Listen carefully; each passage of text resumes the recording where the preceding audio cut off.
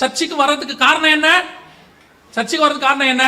நல்ல ஆண்டவர் ஆசீர்வதிச்சு 10 வருஷத்துக்கு முன்னாடி இந்த சர்ச்சுக்கு ஒண்ணும் இல்லாம வந்தேங்க. இப்ப கர்த்தர் எனக்கு வீடு வாசல் எல்லாம் கொடுத்திருக்கிறாரு. அந்த சர்ச்சுக்கு நான் போனதுல கூப்பிடுறவனே என்ன சொல்லி கூப்பிடுவீங்க?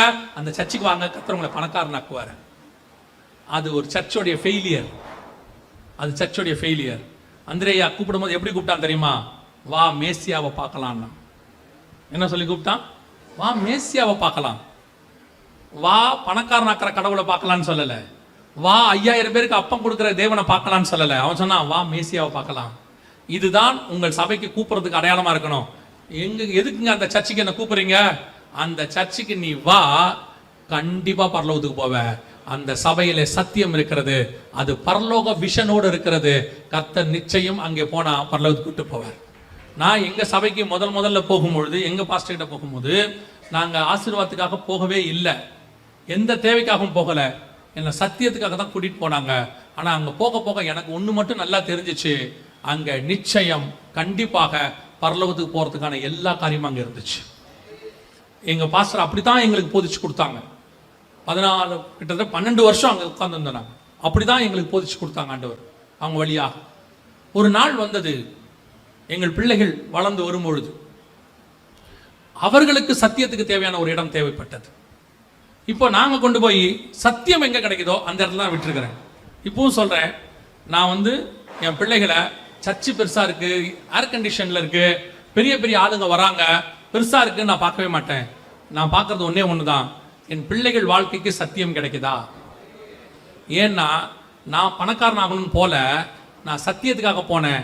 எனக்கு தேவையான பணத்தையும் கர்த்தர் கொடுத்தார். நான் பணத்துக்காக போனேன்னா பணம் கிடைக்கும், சத்தியம் கிடைக்காது. பணம் உலகத்தில் வாழ பயன்படும், சத்தியம் தான் பரலோகத்திற்கு போகிறதுக்கு பயன்படும். பரலோகத்துக்கு போகணும்னா சத்தியம் இருக்கணும், இந்த விஷனோட சர்ச் இருக்கணும். உங்களுக்குள்ள இருக்கிற அடுத்த விஷன் அது ஓபன் பண்ணி விடணும். அடுத்து ஓபன் பண்ணி விட்டா தான் நீங்க போக முடியும். இன்னைக்கு நாம அந்த இடத்துல பார்க்கிறவங்களா இருக்கிறோமா? இதுதான் கர்த்தர் உங்ககிட்டயும் எங்கிட்டையும் கேட்கிறதான ஒரு விஷயம், மிக முக்கியமான விஷயம். ஆராய்ந்து பார்க்கணும். நீ பார்க்கிற பூமியை நான் உனக்கு தருவேன். இன்னிலிருந்து ஆண்டவர்கிட்ட ஒரு சின்ன பிரேயர் எப்பவுமே, ஆண்டவரே எனக்கு என்னப்பா நியமிச்சிருக்கிறீங்க? ரொம்ப அழகா உங்களுக்கு எனக்கு ஆண்டவர் சொன்னதை நான் உங்களுக்கு சொல்றேன், முடிக்கிறேன், கவனிங்க. எனக்கு சொன்னதை உங்களுக்கு சொல்றேன். ஆண்டவர் சொன்னாரு, 1 கொரிந்தியர் 15 இருக்கு, அழிவுள்ளதான இது, சாவுக்கு எதுவான இது. இதை சாவுக்கான வசனமாவே மாத்திட்டோம் இல்லையா? இது அடக்காராதன வசனமாவே மாறிடுச்சு. எந்த அடக்காராதனைக்கு போனீங்கனாலும் அழிவுள்ளதான இது, அழியாமையும் சாவுக்கு எதுவான இது. அந்த சரீரத்து மேல மண்ணு போடும்போது சொல்லுவாங்க, அது சரீரத்தை பத்தியே இல்லை, அங்க வருகையை பத்தி தான் அவர் பேசுவார். 1 கொரிந்தியர் 15 இருக்கும். இதோ நான் உங்களுக்கு ஒரு ரகசியத்தை சொல்லுகிறேன், கடைசி எக்காலம் துணிக்கும் போது நாம் எல்லாம் நித்திரை அடைகிறது இல்லை. கடைசி எக்காலம் துணிக்கும் போது ஒரு நிமிஷத்துல ஒரு இமை பொழுதுல நாம் எல்லாரும் மறுரூபமாக்கப்படுவோம். எக்காலம் துணிக்கும், அப்பொழுது மரித்தோர் அழிவில்லாதவர்களாய் எழுந்திருப்பார்கள், நாமும் மறுரூபமாக்கப்படுவோம். அழிவுள்ளதாகிய இது அழியாமையையும், சாவுக்கேதுவாகிய இது சாவாமையையும் தரித்துக் கொள்ள வேண்டும். அது சரீரத்தை பத்தி இல்ல. 2000 வருஷத்துக்கு முன்னாடி புதைச்ச பரிசுத்தவான்களுடைய சரீரம் இப்ப வருமா? சரி, தீக்கில எரிஞ்சு போன சரீரம் வருமா? அந்த அழிவுள்ளதான் இது அழியாமைன்றது என்ன அர்த்தம்னா, ஆத்மா அழிவுள்ளதுக்குள்ள இருக்குது. இந்த அழிவுள்ளது கூட இருந்த ஆத்மா அழிவுள்ளதாயிடும். அதோட போச்சுன்னா ஒரு நாள் இந்த சரீரம் மர்வமாகி, ஆத்மா மர்வமாகி ஆண்டவரோட போய் என்ன செய்யும் தெரியுமா? அழியாத ஒரு சரீரம் அங்க இருக்கு, அந்த சரீரத்துல போய் அது சேர்ந்து கொள்ளும். இப்ப நான் என்ன நினைப்பேன்னா, எனக்கு இந்த பூமியில இந்த சரீரத்தை கர்த்தர் கொடுத்தாரு, இங்க நான் வாழ்றதுக்கு எத்தனை வருஷமோ வருக வர வரைக்கும்னு வச்சுக்கோங்களேன். ஆனா எனக்கு அழியாத ஒரு சரீரத்தை கர்த்தர் ரெடி பண்ணி வச்சிருக்கிறார். என் ஆத்மா போய் அதோட ஃபிக்ஸ் ஆயிடும். அந்த சரீரத்துல தான் நான் நித்தியமா அவரோட வாழ போறேன். நான் சொல்றது புரியுதா? இந்த தாட்டு தான் மோசேக்கும் இருந்துச்சு, பவுலுக்கும் இருந்துச்சு. மோசே சொல்றாரு, இந்த சரீரத்துல நான் இங்க வேணா செத்துருவேன், ஆனா மறுரூபமாகி இயேசுவோடு கூட மறுரூபமலையில் நான் உட்கார்ந்து அவரை பார்ப்பேன். இதே மாதிரி தான் இங்க இது போயிடும், ஒரு நாள் வரும், அழிவுள்ளதான இது அழியாமையும், சாவுக்கு எதுவான இது சாவாமையும் தரித்து கொண்டு நித்தியமாய் அவரோடு இருக்க போது. இப்போ பவுல் சொல்றாரு, எனக்கு ஒன்று நியமிக்கப்பட்டிருக்கிறது, அதை நான் வாஞ்சையாய் தொடர்கிறேன். ஏன் தெரியுமா? இதை விட்டுட்டு அது உள்ள போய் நான் உட்காரணும்னு நினைக்கிறேன். இது எனக்குள்ள இருந்து போராட்டத்தை கொடுக்குது. அது போராட்டம் இல்லாத சரீரம். இது அழிவுக்குரியது, மாம்சம் எனக்கு எதிராக போராடுது. ரோமர் 7 சொல்றாரு, அந்த பிரமாணம் எனக்கு அகைன்ஸ்டா இருக்குது. ஆனா ஒரு பிரமாணம் இருக்கு, என் சரீரமும் நானும் போராட்டமே இல்லாம நான் என்ன நினைக்கிறேனோ அதான் என் சரீரம் பரிசுத்தமாக ஆண்டவரோடு கூட மர்வமாகி நித்தியமாய் நான் வாழ போகிறேன். அப்படி ஒன்னு அவர் பார்த்துட்டாரு. அவர் சொல்றாரு, இங்க என் கண்கள் காணல, ஆனா ஆவியில அதை நான் பார்த்துட்டேன், அதை நோக்கி நான் வாஞ்சையாய் தொடருகிறேன். நம்ம அத்தனை பேருக்கும் அந்த விஷன் வரணும். ஆண்டவரே, எனக்கு ஒன்று நியமிச்சிருக்கிறீங்களே, அது என்ன?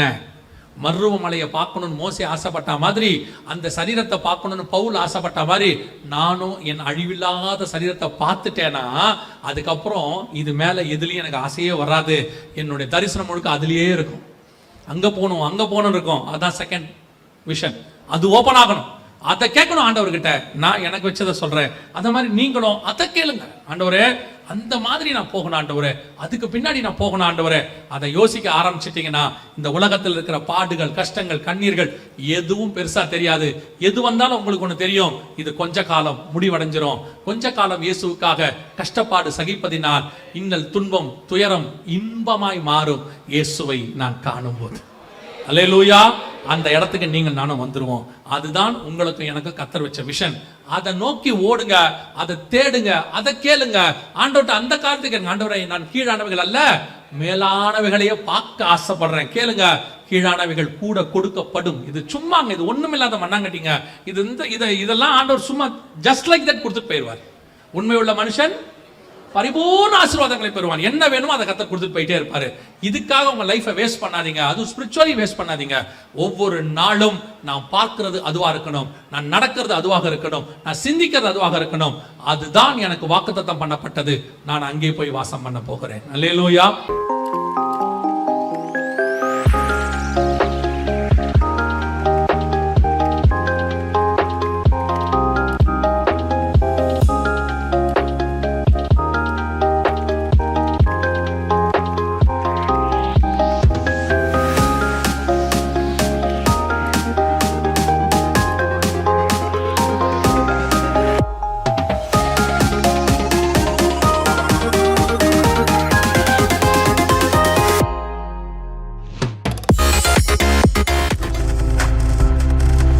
நீங்கள் பார்த்துக் கொண்டிருப்பது உங்கள் ஜாய் டிவி. உங்கள் துக்கம் சந்தோஷமாய் மாறும்.